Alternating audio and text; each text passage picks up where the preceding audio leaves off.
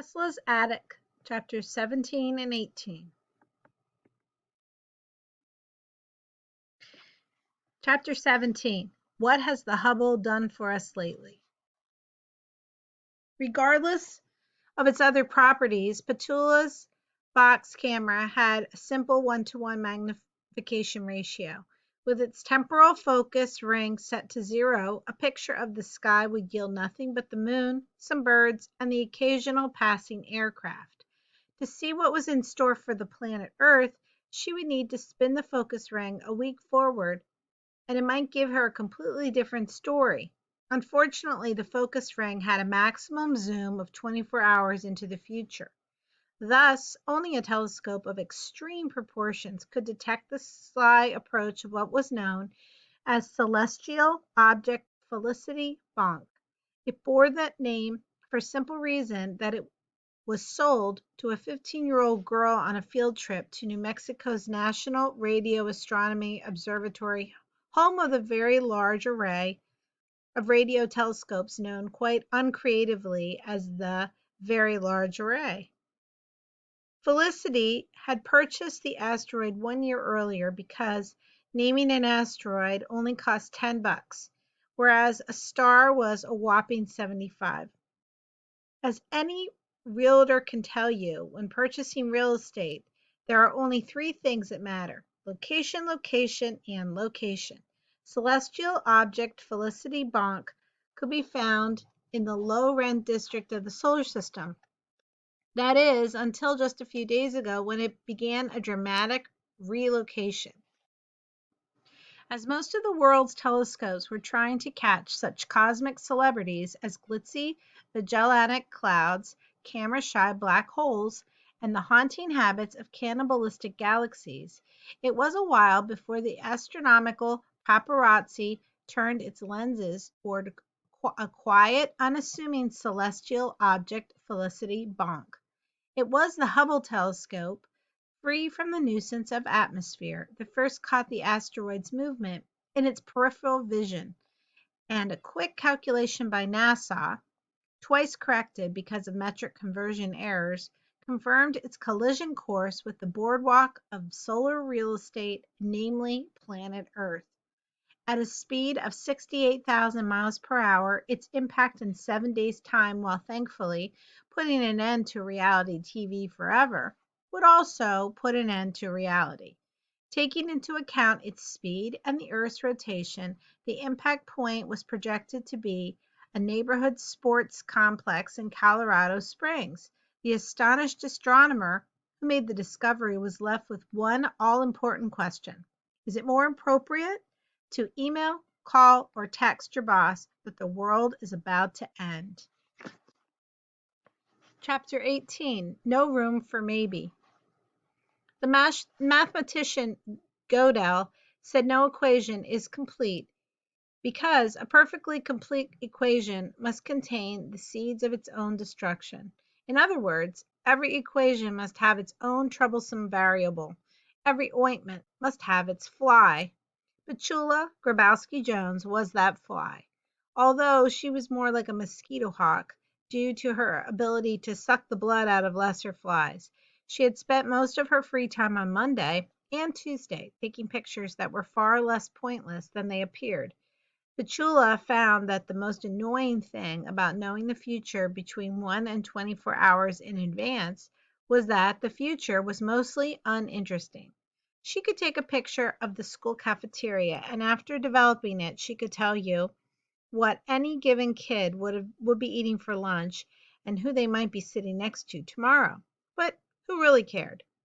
Everyone knew what was for lunch tomorrow, and everyone knew who they would be sitting next to anyway. Taking interesting pictures of the future meant trying to guess not only when something would happen, but where it would happen to. In addition, as Petula developed her many photos in Ms. Planck's darkroom, she discovered that it wasn't the grand vision of the future she should be focusing on, but the unobserved minutiae. The little details are what makes all the difference between now and then. Before school started on Wednesday, Petula pulled aside Heather North, who was substantially more popular than she was.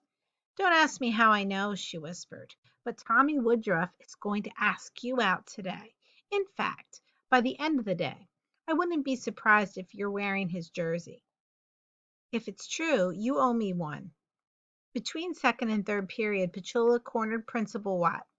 I know you've been trying to find a way to fire Mr. Brown. Don't try to deny it. Some things are public knowledge. The principal said nothing, just stared at her with a slightly bemused and slightly terrified expression. Well, Petula whispered, during this prep period, if you happen to find him alone in his room, he'll be guzzling a bottle of Jack Daniels. I hope you'll remember who gave you the info. Then she winked at him and went on her merry way. And when woefully thin-skinned Cindy Hawthorne came down with one of her epic nosebleeds during lunch, who was there to perform triage with a huge stack of napkins that she just coincidentally happened to be holding? Thank you, Petula, said Cindy. I really owe you. Petula found that she enjoyed doing good deeds when she knew there would be a return on her investment. It wasn't until the end of the day that she began to worry about the fabric of the universe because Heather North was not wearing Tommy Woodruff's jersey 7 minutes before the time her picture showed it would be. In fact, Tommy Woodruff was already in the boys' locker room getting ready for football practice. If it didn't happen, it meant the camera didn't really take pictures of the actual future, just a possible future. And if there was any concept Petula could not stand it, it was the great maybe. Maybe there will be something worth watching on TV. Maybe people will actually come to your Equinix party. Maybe your parents will remember your birthday this year. No, the hard cubic reality of her box camera had no room for uncertainty. So she stormed into the boys' locker room, selectively ignoring things she did not wish to see, ferreted out Tommy Woodruff, and told him point blank, I hope you know that Heather is waiting for you to ask her out. Now get out there, give her your jersey, and seal the deal. Somewhat bewildered by the news, Tommy Woodruff put on his pants, left the locker room, and with far more charm than Petula expected, told Heather North he liked her a real lot and handed her his jersey as a token of his sincere affection. Heather put on the jersey and a moment later was strolling down the hall, looking lighter than air, as she passed the exact spot where Petula had snapped the picture precisely 24 hours earlier. It was at that moment that Petula realized that the true power of the camera and this grand revelation could and eventually would change everything. Because although it was clear she had no power to change the future, if she knew what that future was, she had every power in the world to create it. Her first premeditated attempt to exploit this knowledge involved her current object of obsession, Nick Slate. Her plan was simple: find a way to lure Nick into her living room while her parents were still at work, and call forth his raging hormones through provocative conversation and her feminine ways. One thing would lead to another, and the afternoon would result in a makeout session worthy of the record books, or at least YouTube. All that remained was to take a photo of the sofa precisely 24 hours before, so she would know whether or not her plan had succeeded. If Nick wasn't with her on the couch, it would save Petula the trouble of having to set the whole thing up. In this way, she could save valuable time by only going through with schemes that she knew in advance would succeed. For what greater power is there than being able to abandon your failures before you even attempt them? And so, with the camera's time ring set precisely to 24 hours, she snapped the picture of her sofa and then hurried over to Ms. Plank's, whose dark room she had become pleasantly addicted to. My parents are awful snoops, she told Miss Plank, and my photography is my business. As well it should be, Miss Plank said, and she proceeded to do her own snooping, looking at various prints that hung from strings around the dark room. Like laundry in the neighborhoods of old, somehow it didn't bother Petula the way it did when her parents stuck their noses into her dark room back home. Slices of life, Miss Plank said. You certainly have an eye for catching people candidly, and I even like the still lifes, she said, pointing to photos of empty hallways and vacant tables where Petula failed to capture anybody doing anything. You have a curious sensibility. Then Miss Plank left her alone to get to the business of developing her future. Processing the negative took the longest. Spooling the film into a little drum, filling it with chemicals, and shaking it like one of her father's cocktails, developing solution first, and then the stop, bath, and fixer. She was supposed to let the negatives dry, but Petula didn't have the patience, not this time. Instead, she put it right into the enlarger, and to her joy, the negative image did show two people on the sofa, one leaning toward the other. With her heart racing, she brought the image into focus. The redness of the safe light only added to the intensity of her emotions, which bloomed from joyful anticipation into something very different. Then she let out a scream when she saw exactly who was on the sofa with her. It wasn't Nick sitting beside her, it was Mitch. And they were indeed making out.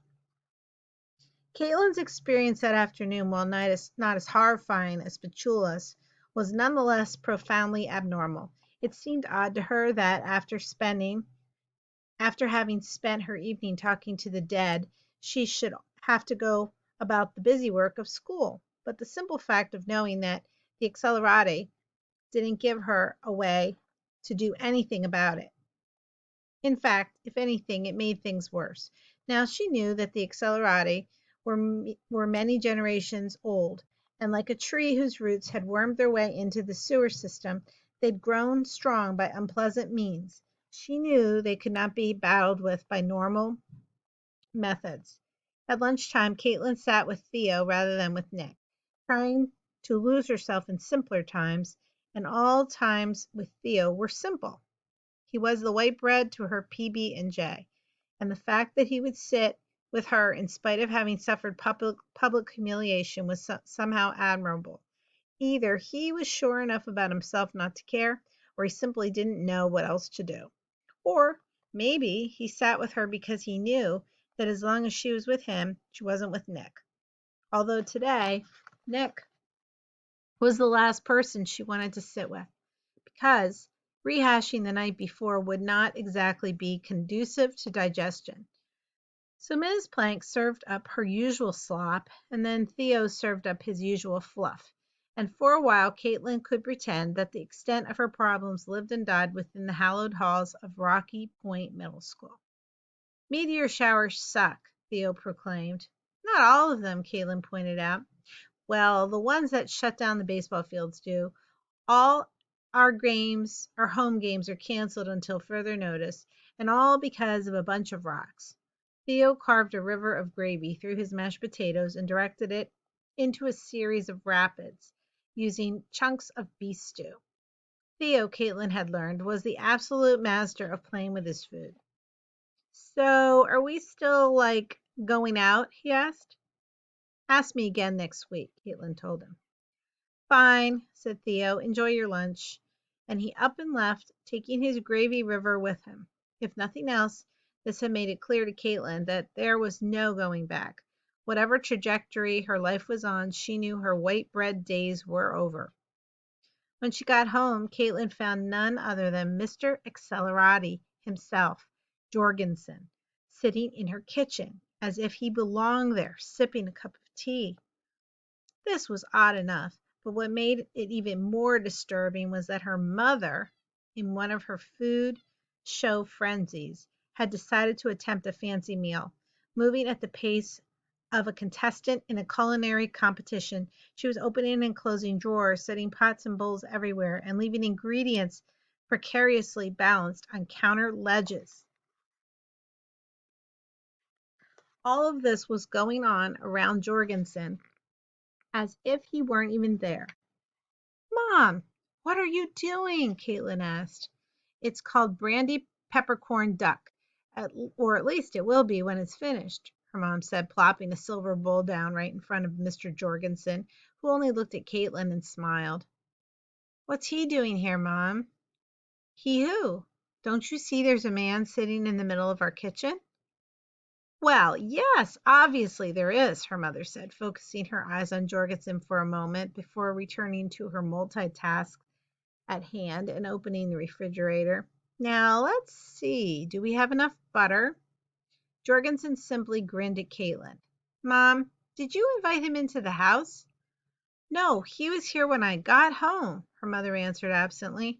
Now, Caitlin, you're either going to help me with this dinner or go do your homework. But please don't distract me. It's a complicated recipe. But, Mom, I wouldn't bother, said Jorgensen softly. Anything you say will just confuse her and complicate the matter. He held up a small fob on the end of his keychain.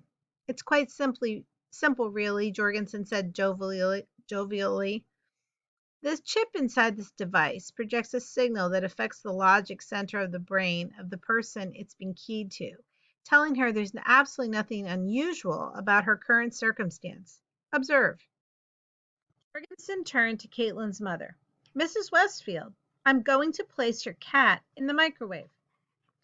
Be my guest. Make sure you turn him halfway through. Jorgensen turned to Caitlin with a pleasant smile. You see?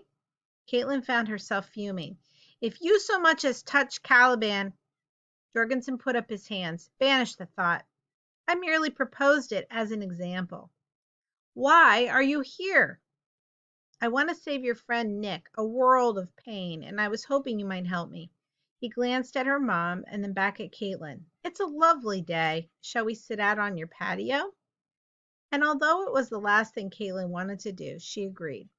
As Jorgensen stood up, he picked up a small teapot in front of him and poured a cup of tea for her. Caitlin looked at the brew warily. How do I know you're not poisoning me? Actually, Miss Westfield, it's quite the opposite. The leaves of this coenzyme, oolongevity tea, are from select plants, genetically engineered for the highest medicinal value. An instant herbal cure for whatever ails you, from the common cold to various and sundry malignancies. What ails me? Caitlin asked. Well, we're here to discuss the cure for that, aren't we? He handed her the cup, and they headed outside to the patio. She was admittedly curious, so she tasted the tea. It was sweet and flavorful, and she instantly felt more relaxed, healthier even. Caitlin suspected it was the first of many bribes Jorgensen would offer. She put the cup down and crossed her arms. Oh, one more thing, said Jorgensen. You will find that this tea has a profound effect on memory, and it will make you feel inclined to tell the truth about the things you suddenly remember. Truth serum. Please, it's herbal. At most, it's truth kai. On an empty stomach, it was hitting her system quickly. She suddenly remembered where she had left her lunchbox in the third grade. So how is this going to work? She asked. Very simple, Jorgensen said. I ask you a number of simple questions, and you tell me what I need to know. If you cooperate, I can assure the safety of Nick, his family, and all of your friends. And if I don't answer at all, then no amount of oolongevity tea can assure anyone's health. It was a thinly veiled threat, considering what the Accelerati had done to Svedberg. She knew Jorgensen wasn't bluffing. In fact, she had begun to wonder if she would get out of this encounter alive. On the other hand, Jorgensen didn't know how much dead Svedberg had told her and Nick about the Accelerati. She realized the only way she stood a chance was to play this like a game, and so she said, if I answer your questions, it's only fair that you answer mine. And since you had the same tea that I did, I know you'll be truthful. Jorgensen bristled, but only slightly. Fair enough. And he leaned forward. Where is the ballistic gravitational glove? Caitlin considered how she might somehow sidestep the truth in spite of the sudden urge to tell it. And then it occurred to her that the answer was obvious and would only give Jorgensen information she already knew. He was testing her. Probably still beneath that 2-ton meteorite, if it didn't get incinerated. Jorgensen nodded. We will know once we're done excavating it. My turn, Caitlin said. How did you turn Swedenborg's shop into a coffee house so quickly? Selective time dilation, Jorgensen responded without hesitation. We can travel between the seconds, doing in 5 hours what would normally take 5 days. We actually have a very lucrative contract with Starbucks to put in shops overnight. Through all of this, he held eye contact with her. Now, he said, tell me the location of the far range energy emitter. Caitlin was about to say she had no idea what he was talking about, but then realized that his question had just revealed something important. She briefly considered how to respond and honestly, and said, if I had the answer to that, this would be a very different conversation, wouldn't it?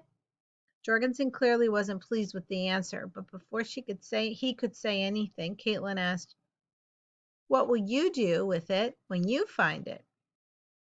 We'll do what Tesla was never able to do, make it work. And then he added quickly, for the betterment of mankind, of course. Of course, Caitlin responded, as you define it. Jorgensen brought his hand down on the small table with enough force to make her teacup jump. Now tell me about each of the items you already have and what each of them actually does. If this were a game, Jorgensen had just flipped the board. Thank you for the tea, said Caitlin, sounding far calmer than she actually felt. But there is nothing more I wish to say to you, and that's the truth. How very unfortunate, Jorgensen said, drawing out each word to make clear how unfortunate it really was. And then he said calmly, I could reach out and slit your throat right now, you know, and your mother would happily give me a hand towel to clean up the mess. You realize that, don't you? Caitlin took a deep, slow breath and then said, quite evenly, killing me won't help you any more than killing Swedenborg did. Jorgensen's eyes glinted, but the truth in her voice stopped him. He stood and straightened his pearlescent coat. When one stands in the way of the greater good, Miss Westfield, one is often ground up by the wheels of progress. Don't say you haven't been warned. After he left, Caitlin returned to the kitchen, where her mother was head and shoulders deep into the cupboard. What are you looking for? Caitlin asked. Garlic press, her mom replied. Caitlin followed a string of muffled meows to the microwave oven. Quickly throwing open the door, she found her cat, Caliban, sitting inside, safe and sound, placed there no doubt by Jorgensen, traveling in between the seconds.